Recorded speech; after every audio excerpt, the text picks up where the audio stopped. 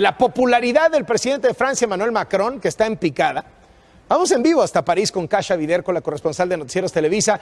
Buenas tardes para ti, Kasia. Cuéntanos qué le está pasando a Macron, una de las estrellas nacientes de la política internacional.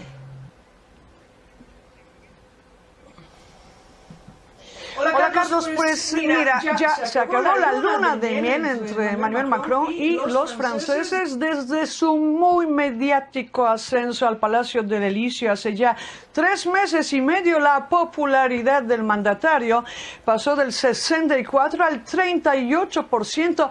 Se trata, Carlos, del mayor desplome para un nuevo presidente de Francia desde 1995. Ahora, ¿cómo explicar este fenómeno? Habría que mencionar una serie de puntos.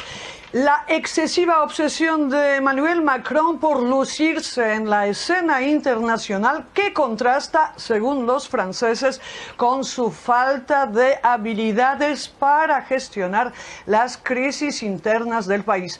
Mira, Carlos, la opinión pública vio con muy malos ojos la disputa abierta entre Emmanuel Macron y el jefe de las Fuerzas Armadas, el general Pierre de Villiers, en julio de este año, en torno al drástico recorte del presupuesto militar. Este choque abierto llevó al general de Villiers a la dimisión. En Francia no se juega con el ejército, ya que es una de las instituciones más queridas y respetadas en el país galo. Por otro lado, otro asunto que decepcionó enormemente a la opinión pública, a los franceses, fue la discordancia entre las promesas de Macron de un gobierno irreprochable y la renuncia de 4 de sus ministros por sospecha de empleos ficticios y nepotismo. Hoy mismo, Carlos, más de 6 de cada 10 franceses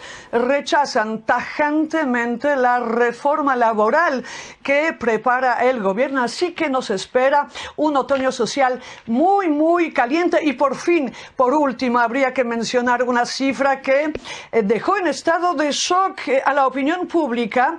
En los primeros 100 días de su mandato, Emmanuel Macron gastó en maquillaje unos $30.000. El día de hoy, Carlos, un 23% de los franceses, más bien un 23% de los franceses tiene confianza en la habilidad, en la capacidad de Emmanuel Macron de resolver los problemas del país. ¿Cómo está su relación con los medios de comunicación? Porque fue la suya una campaña muy mediática. ¿Cómo se ha llevado ya de presidente con los medios?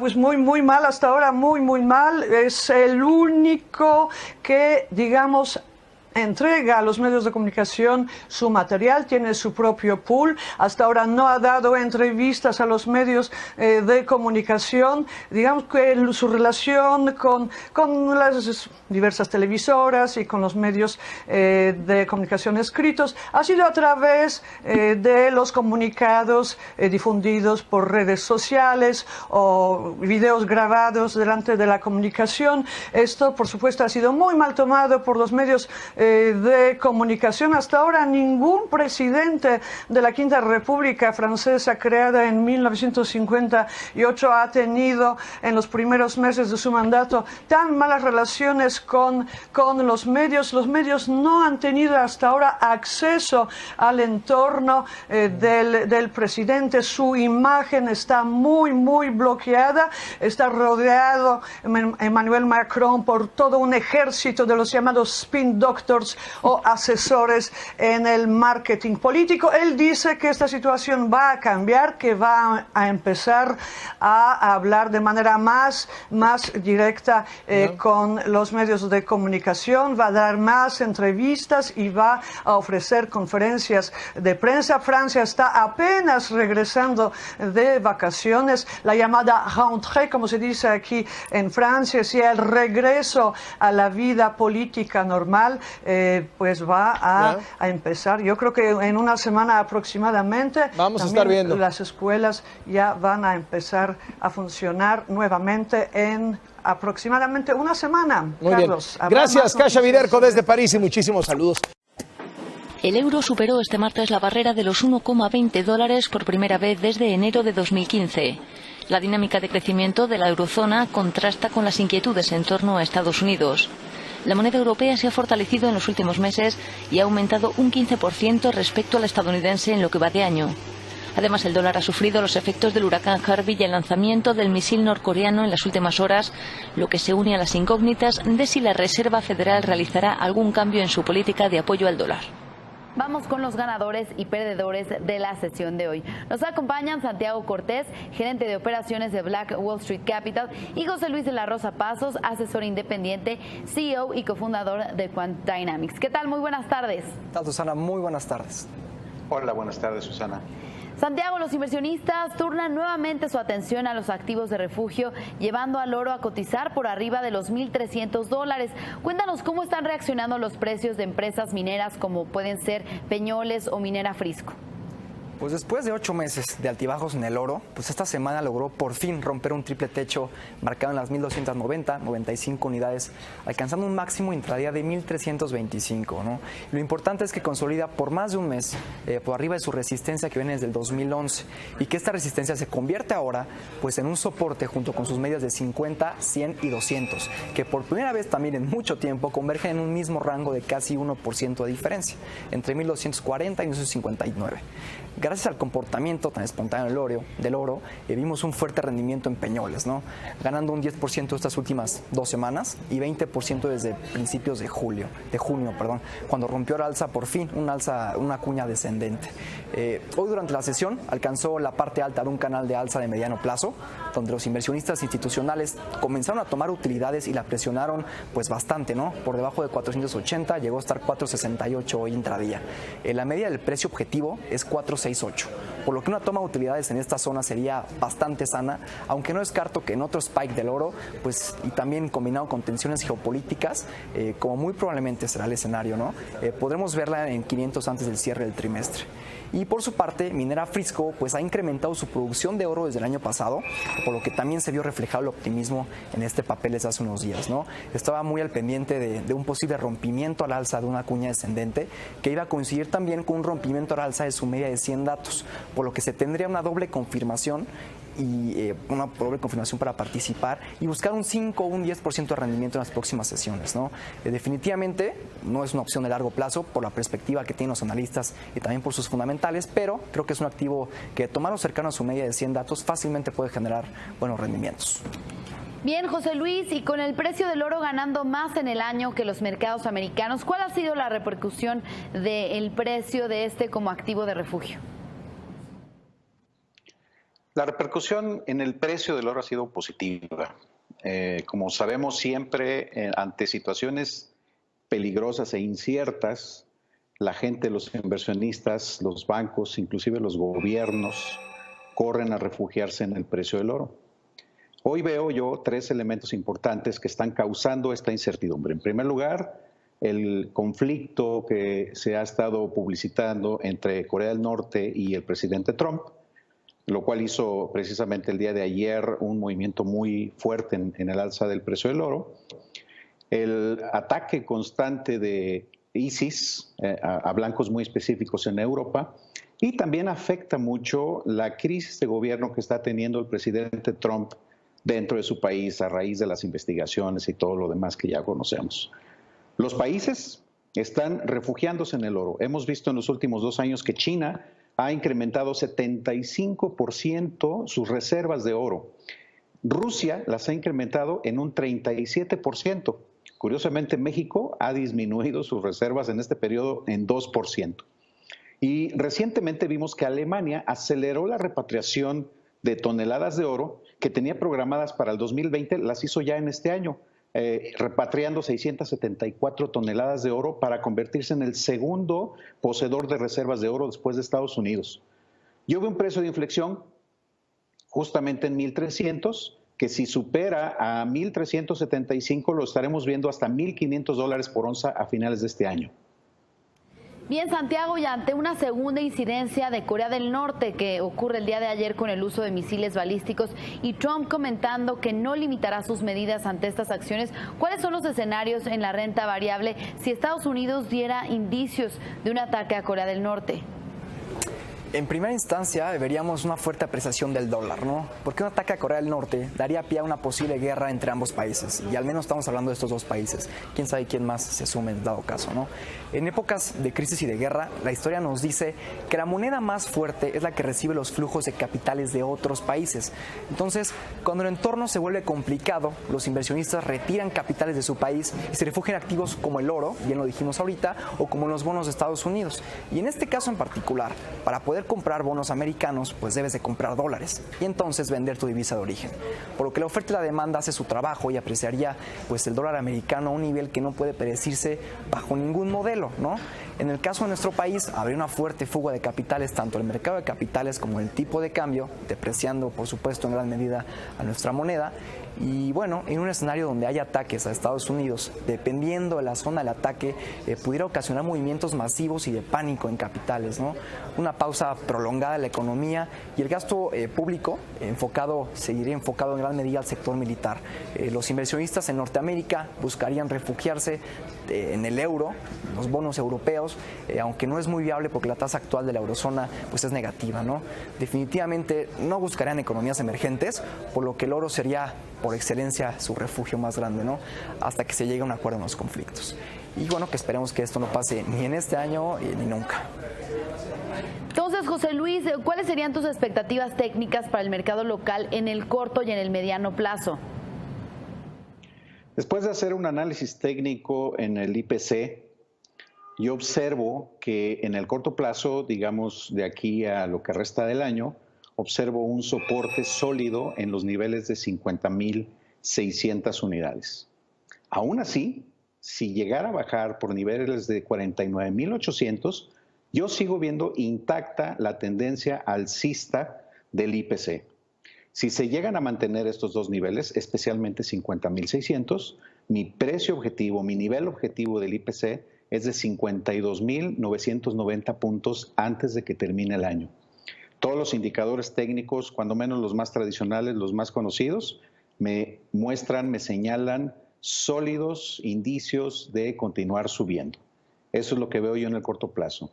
Más en el mediano plazo, digamos de aquí a un año, igual de la misma manera veo el nivel de 49.800 como soporte y aún así 45.000 en el mediano plazo viene siendo un soporte que también sigue validando la tendencia alcista.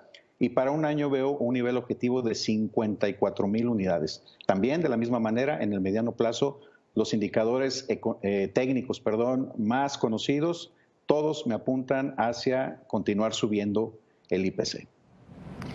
Santiago, con relativa debilidad en el mercado americano, ¿qué emisora detectas como oportunidad en la bolsa de Estados Unidos?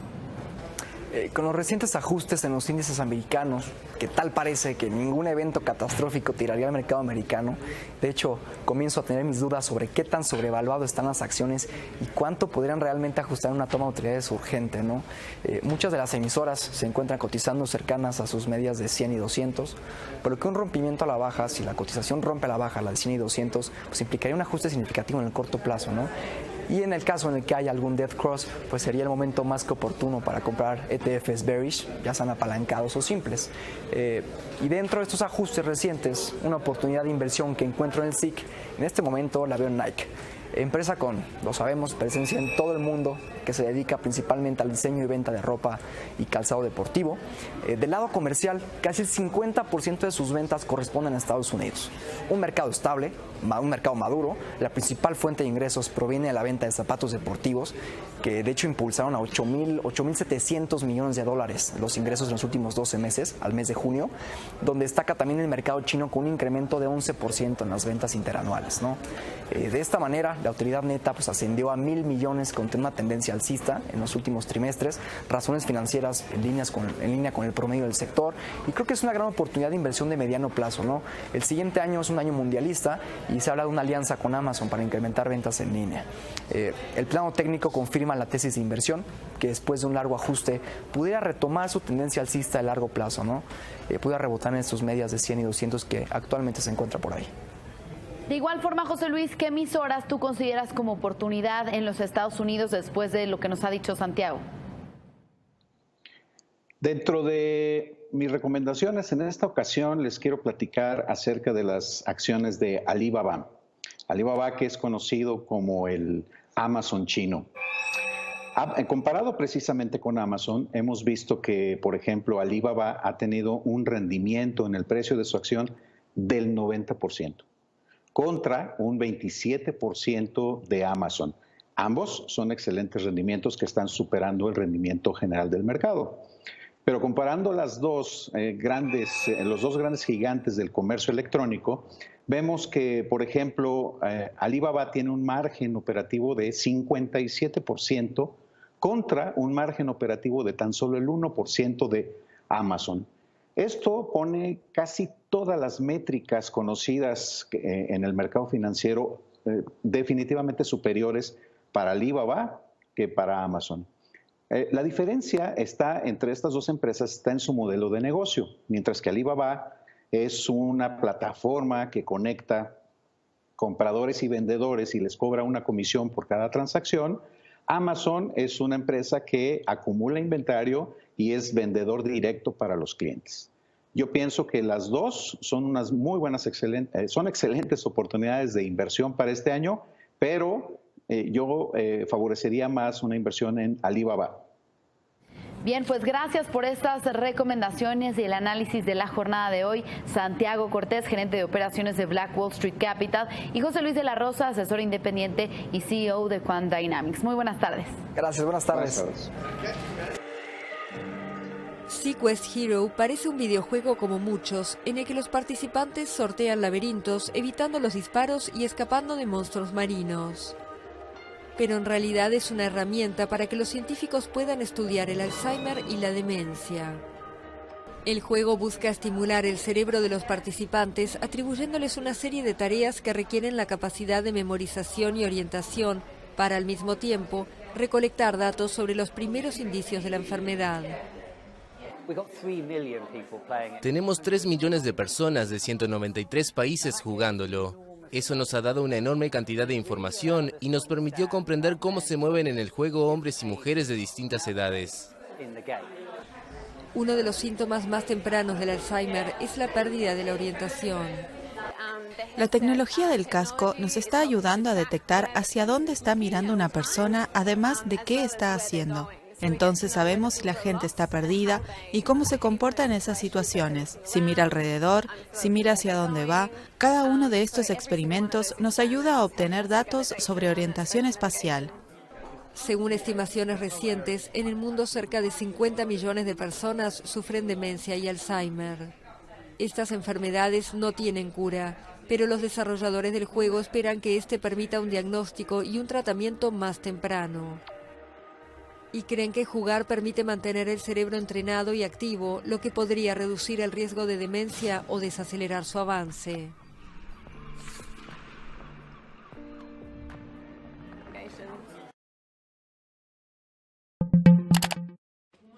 La canciller alemana Angela Merkel colocó la búsqueda de soluciones realistas al drama de la migración en el centro de su campaña para la reelección. Abrir las fronteras a los refugiados en septiembre de 2015, en situación de emergencia humanitaria, fue la decisión correcta, sostuvo Merkel en su conferencia de prensa tradicional de verano, donde durante hora y media se sometió a todo tipo de preguntas. La líder alemana abrió su comparecencia refiriéndose al plan compartido por Francia, España, Alemania e Italia para regular el flujo migratorio en coordinación con Libia, Níger y Chad, y recordó que ningún país puede resolver solo el drama migratorio. Merkel también se vio confrontada en su extensa comparecencia con la cuestión de si estaba dirigiendo una campaña premeditadamente aburrida, como si confiara en un voto resignado a su favor por considerar que no hay mejor alternativa a su liderazgo. Así, se defendió diciendo que lo hace lo mejor que puede y aseguró que no quiere una campaña de insultos, algo que de todas formas no se puede esperar ni por su parte ni por su principal rival, el socialdemócrata Martin Schulz. La única expresión de rechazo frontal la dirigió Merkel al líder de la ultraderechista Alternativa para Alemania, AfD, Alexander Goland, en respuesta a la arenga de este contra la secretaria de Estado de Integración, Aida Nozogur, del Partido Socialista. La AfD, con escaños en 13 de los 16 Länder de Alemania, aspira a acceder al Bundestag en las próximas generales, algo que hasta ahora no ha logrado ningún partido de la extrema derecha alemana. Pregunta: ¿sabemos valorar la creatividad en América Latina, premiarla, convertirla en un insumo para crear negocios, para crear empresas, sectores enteros que logren desarrollarse, pero incluso crear cadenas de valor de suministro que se conviertan en un importante motor de desarrollo y de crecimiento económico? Bueno, hace más de una década, el británico John Hawkins propuso hablar de esa economía creativa, en la que la riqueza se genera gracias a las ideas, al capital artístico o intelectual como insumo básico, que incorporaría además la tecnología en la creación de lo que sea de esos productos o servicios, o incluso la aprovecha a la tecnología para acercar contenidos a un público masivo, a un público global. Bueno, pues desde hace 4 años el Banco Interamericano de Desarrollo ya abocó esfuerzos para subrayar la importancia de lo que es esa economía creativa, que llama, por cierto, naranja, con todo un movimiento. Y ahora está viendo un nuevo impulso con un nuevo estudio. El estudio de nombre Economía Naranja, innovaciones que no sabías que eran de América Latina y el Caribe. Su autora es mi invitada, Alejandra Luzardo, líder y estratega de innovación en economías creativas y emprendimiento para el BID. Alejandra, qué gusto verte en este espacio ahora desde Washington. ¿Cómo estás? Muy bien, Gabriela, muy bien. Gracias por la invitación. Como digo yo, hace 4 años empieza el BID, este esfuerzo. Ahora tienes este texto, pero déjame volverlo a preguntar. ¿Cuánto ya, pasados estos años, detectas que se empieza a valorar más o menos a las industrias creativas o a reconocerlas por su aporte?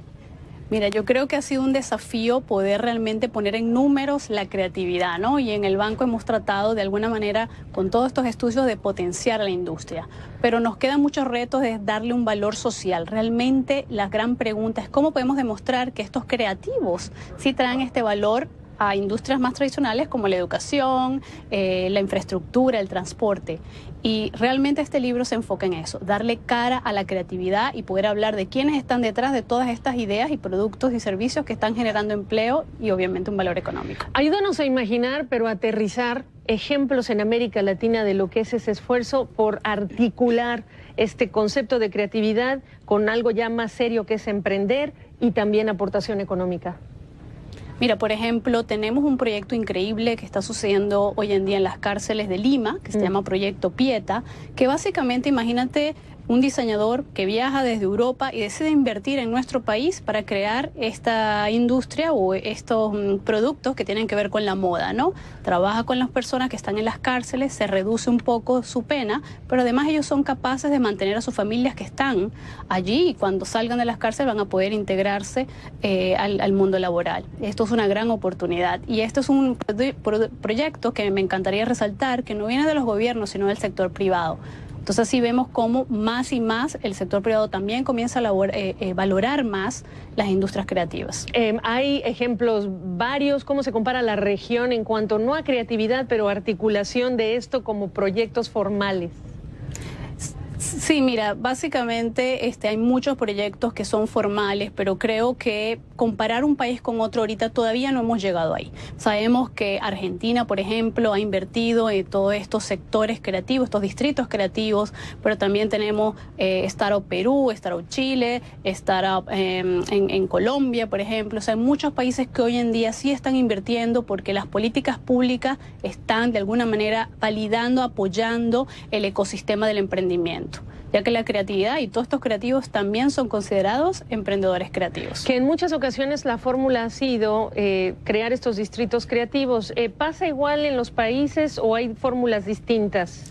Mira, en el mundo ideal sería poder replicarlos cada uno con sus particularidades, pero definitivamente creo que cada uno de estos países de alguna manera ha encontrado su propia fórmula y algunos han sido exitosos y otros no tan exitosos. En el caso de Brasil han creado una cantidad de iniciativas que están apoyando no solamente el emprendimiento en general, sino el emprendimiento creativo, y eso ha ayudado que obviamente estos emprendedores, cada vez que hacemos estos concursos o destacamos el emprendimiento, vemos que en Brasil Brasil, la calidad, la altura y el nivel tecnológico de estas industrias es bien alto. ¿Qué desafíos, me quedan 2 minutos, encuentras para lograr realmente potenciar, digamos, disparar el beneficio de estas industrias en la región?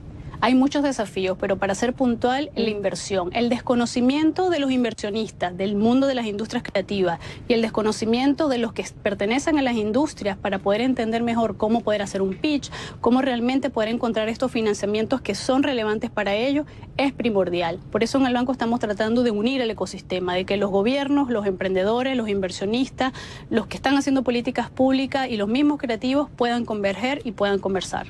Que me imagino entonces es un inversionista que entienda el tipo de riesgo por el tipo de industria. Exacto, por ejemplo, te puedo poner un ejemplo muy particular de Sambo Dende, que es un proyecto colombiano que básicamente se enfocaba en productos transmedia, pero el inversionista no podía entender la capacidad o qué valor económico realmente le iba a generar. Hoy en día esto es un proyecto muy exitoso que ha pasado desde películas, videojuegos a juguetería, pero que obviamente el inversionista creo que debe estar bastante contento. Y yo que estuve en Buenos Aires hablando de este tema, te cuento que encontré el otro desafío, muchos creativos que todavía no articulan como emprendimiento su idea. Exactamente, no todos los creativos necesitamos considerarlos o ponerlos en esta página de emprendedores, pero por ejemplo si escuchamos lo típico es artistas que quieren estar en Broadway pero no se consideran emprendedores. En realidad creo que hay ese desconocimiento y eso estamos tratando de que ellos puedan entender el valor que puede traer el entender un emprendimiento para que ellos puedan potenciarse, ya sea con educación, con curso, en cómo generar una empresa, etcétera. Bueno, pues ahí está la actualización de este texto, de esta autora, de esta experta Alejandra Luzardo, por supuesto en el BID, para que ustedes lo vean, lo entiendan y se entienda mejor todo el tema del esfuerzo de las industrias creativas y por supuesto el BID que está haciendo en la región. Gracias, Ale. Muchas gracias. Nos vemos pronto. El más reciente balance del Departamento de Energía estadounidense establece que un 19% de la producción de crudo y un 18% de la producción de gas natural en lo que es la zona del Golfo de México están paralizadas. 6 refinerías además en el área de Corpus Christi, 5 refinerías en el área de Houston-Galveston se encuentran cerradas. Operando a menor capacidad, hay 4 refinerías en la zona de Houston-Galveston y otras 3 en diferentes zonas de Texas. Los puertos de Houston y Corpus Christi, Texas, están cerrados, o sea, hay menos petróleo también para refinar. Se reporta falta de suministro en algunas estaciones de servicio de Houston, me refiero a gasolina, pero dice la autoridad que los inventarios de gasolina y destilados se ubican en la parte alta del rango más elevado que ha reportado en casi 5 años. Según estimaciones de Goldman Sachs, unos 3 millones de barriles diarios de petróleo no pueden refinarse y convertirse en otros productos, es decir, cerca del 16% de la capacidad de refinación estadounidense. El impacto de las inundaciones sobre la cuarta mayor ciudad de Estados Unidos, al parecer, también tendría un impacto sobre la demanda de gasolina y combustible. Saludo a Jaime Brito de Argus Media y tengo que decir, Jaime, que tú estás en Houston y estando en el epicentro de estas inundaciones y estas lluvias no puedo empezar esta conversación sin preguntarte cómo estás tú, cómo está tu familia, tus colegas, ¿en esa zona no hubo efecto? Muchas gracias por esta comunicación, le agradezco mucho. He tenido la oportunidad de cubrir algunos otros eventos como Katrina y Vilma en su momento contigo. Sí. Es un gran placer seguir comunicándonos y sí, afortunadamente de este lado de la ciudad de Houston, en el lado oeste, estamos bien, pero una gran cantidad de colegas, clientes, competidores, todo el mundo ha sido afectado en la ciudad y bueno, nuestras oraciones y pensamientos están con todo el mundo. Ojalá y la recuperación sea provechosa y sea de corto plazo. Pues así lo esperamos desde acá y entrando de lleno al tema, Jaime, acabo de dar el informe del Departamento de Energía de esta misma mañana, de este martes. Para muchos la pregunta es por qué no han subido más los precios del petróleo. ¿Por dónde comenzamos a ordenar la situación? Bueno, básicamente hay muchas aristas, como siempre, en el mercado petrolero. En primer lugar, cuando interrumpes producción de petróleo, tu cliente principal que está en esta misma región, que son las refinerías, están cerradas, entonces no vas a poder, va a dejar de comprar crudo, no vas a poder venderle crudo. Por lo tanto, el precio del crudo como tal se ha visto reducido a la baja, porque no hay refinerías que puedan procesarlo. Ahora, por otro lado, el precio inmediato de la gasolina y del diésel se estuvo incrementando ligeramente al alza desde antes de que llegara el huracán, de hecho, porque todo el mundo fuimos a llenar nuestros tanques de gasolina por si había que evacuar. Entonces, aquí hay un impacto primero de la demanda antes de que llegara el huracán. Cuando ya llega el huracán, se evacúa personal de refinerías, de estaciones de producción, deja de haber producción de gasolina en refinerías y por lo tanto esto ha hecho que de lunes a esta tarde de martes haya un incremento ligero en el precio de la gasolina y del diésel en esta región, en el estado de Texas en general. Y en el largo plazo, digamos, la siguiente semana, las siguientes 2 semanas, es muy probable que el resto del país vea incrementado su precio de productos refinados por esta falta de capacidad. Esto va a ser debido a la momentánea falta de producción de refinación. Sin embargo, como lo comentas acertadamente con el reporte del Departamento de Energía, la cantidad de inventarios de productos refinados es gigantesca, hay mucho producto almacenado en todo el país, entonces esto daría tal vez una oportunidad dentro de la tragedia para que los altos inventarios en el resto del país fueran reduciéndose poco a poco. Claro, y compensen por cualquier presión adicional que se genere en el tema de los precios. Ahora que estamos hablando de esta zona del Golfo, ¿cómo la vinculamos en términos de los clientes internacionales, Jaime, e incluso en el tema del gas natural? Sí, la importancia del Golfo es tremenda, no solamente porque hay una gran producción, como comentas, se dejó de producir más o menos 380,000 barriles por día de crudo entre el domingo a la fecha. De gas natural, esta región produce casi 3,000 millones de metros cúbicos al día y de eso se dejaron de producir en su momento 800, casi el 27% de la producción de gas natural en este lado dejó de funcionar. A la fecha ya se recuperó un buen porcentaje.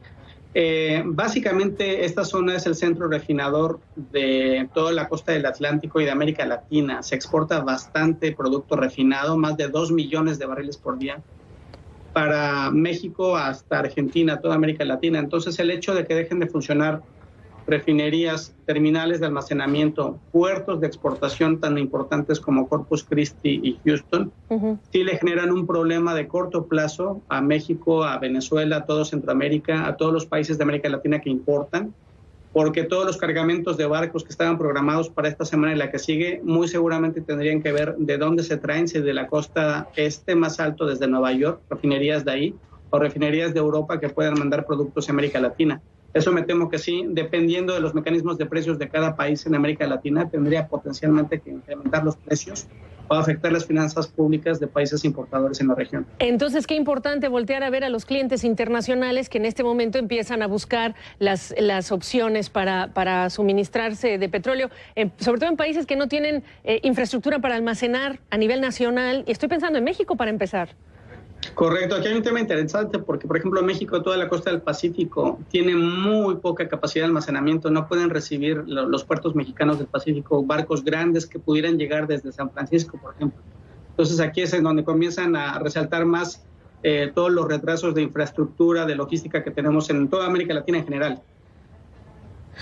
Pues Jaime, simplemente estar pendientes de lo que suceda en el mercado petrolero, por supuesto pendientes de ti y como has dicho muy bien, nos han tocado cubrir muchas. Katrina, la más intensa después de Harvey, pero no ha sido la única vez, así que bueno, esperamos que tus compañeros, tu familia, todos estén bien y que salga Houston bien librado con un mejor escenario. Claro, esto será mediano, largo plazo, pero después de Harvey. Te agradezco mucho la oportunidad. Muchas gracias, un saludo para todos. Gracias. Igualmente, por segundo Jaime día consecutivo, Donald Trump, otra vez la burra al trigo, reiteró sus amenazas contra México en una conferencia de prensa en la Casa Blanca con el presidente de Finlandia. Sauli Niinistö dijo que el muro fronterizo lo va a pagar México de uno u otro modo. También insistió en terminar con el TLC, del que según él solo se benefician México y Canadá, pero no Estados Unidos. The southern border wall, is your plan still to have Mexico pay for the wall? Yes, it will. One way or the other, Mexico is going to pay for the wall. That's right. It may be through reimbursement, but one way or the other, Mexico will pay for the wall. We're right now negotiating NAFTA. In my opinion, Mexico has been very difficult, as they should be. Why wouldn't they be? They had a sweetheart deal for so many years. It's one of the great deals of all time for them, one of the worst trade deals ever signed. So we need the wall. It's imperative. We may fund it through the United States, but ultimately Mexico will pay for the wall. I've always said, I've talked about NAFTA, you've heard me many times, and I've said that we will either terminate it or renegotiate it. We're in the process of renegotiating right now, renegotiating the deal. I believe that you will probably have to at least start the termination process before a fair deal can be arrived at. Carlos Bravo, analista y experto en estos temas. ¿Cómo estás, Tocayo? Muy buenos días, Ana. Carlos, ¿qué te parecen los dichos de Donald Trump?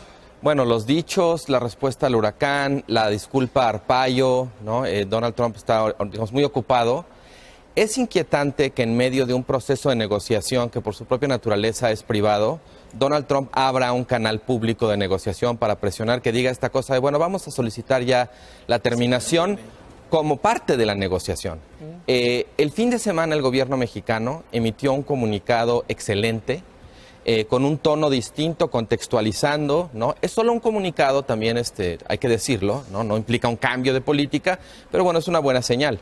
Ahora, ante todas me parece importante decir que me preocupa el hecho de que ante el perdón presidencial al sheriff Arpaio, que fue un sheriff que maltrató, que torturó, que abusó sistemáticamente de migrantes mexicanos, el gobierno mexicano no haya dicho nada. Es importante ahí, digamos, posicionarse, ¿no? Y creo también que ya estamos en una circunstancia en la que empieza a ser necesario imaginar la posibilidad de un mundo post-TLC. El gobierno mexicano ha optado por una ruta de tratar de negociar, tratar a toda costa de mantener lo más que se pueda el statu quo, pero me parece que ya viendo cómo está Trump, eso se puede complicar. Nos decía el canciller Videgaray en entrevista aquí en Despierta, en pocas palabras, a ver, así es Trump. Esa es su manera de negociar. Jugando al policía malo, ¿no? Hay hasta libros que hablan de eso y él lo ha escrito, así le gusta negociar, un poco como diciendo, estamos en una negociación, estas cosas van a pasar y van a seguir pasando. Ahora más acordémonos del Tratado de París, cuando Donald Trump se retiró del Tratado de París que es relativo al calentamiento global. Es posible que Trump se retire del Tratado de Libre Comercio. Eso puede pasar. ¿Estamos listos en México? ¿Cuál es nuestro plan B? Me parece muy bien y entiendo que el gobierno mexicano quiera renegociar y quiera proteger el TLC, pero necesitamos un plan B. Ahora, el secretario Guajardo lo ha puesto ahí en las últimas semanas, ha dicho, bueno, pues ahí están las reglas de la OMC, lo dijo ayer, ¿no? Ahí está un poco, quizá no sabemos si es todo el plan B, pero lo ha hecho. ¿Tú crees que debería el gobierno mexicano de responder? Por ejemplo, ayer volvió a decir Trump, lo acabamos de reportar, que probablemente era momento de irse retirando del TLC. ¿Le tiene que responder cada vez que Trump...? Yo creo que el gobierno mexicano no lo va a hacer, ya lo dijo en el comunicado. Nosotros no vamos a renegociar vía redes sociales. Yo creo que el principal público del gobierno mexicano en este momento no es Donald Trump, somos los mexicanos. Y es muy importante, creo, que el gobierno mexicano tenga una actitud más allá de estar reaccionando, como dices tú, no podemos estar reaccionando a todos los desplantes de Trump. Sí necesitamos tener un poco de iniciativa y dejar claro, ¿y México qué quiere?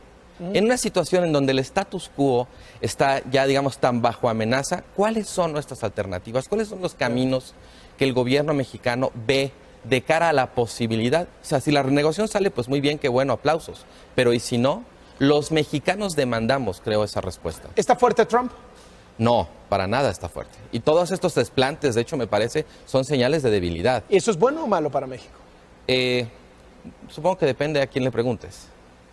Pero en general me parece que es un riesgo para México que Donald Trump esté en una situación de debilidad, porque México lamentablemente se ha convertido como en su puerquito, en su chivo expiatorio. Y eso puede hacer que ante una situación en la que el Congreso no le responde... Es una victoria fácil, digamos, era una victoria fácil, costosa. Muy costosa, más costosa para México que para Estados Unidos, aunque también hay que decirlo. Es muy costoso para Estados Unidos que Trump se salga del Tratado de Libre Comercio. Y todavía está la disputa sobre si esa decisión Trump la puede tomar solo, si no se puede impugnar en tribunales, si el Congreso no tiene nada que decir. Digamos, todavía hay una ruta de política interna larga, importante, en la que México también tendrá que participar. Gracias por venir y muy buenos días. Al contrario, gracias. Carlos Bravo.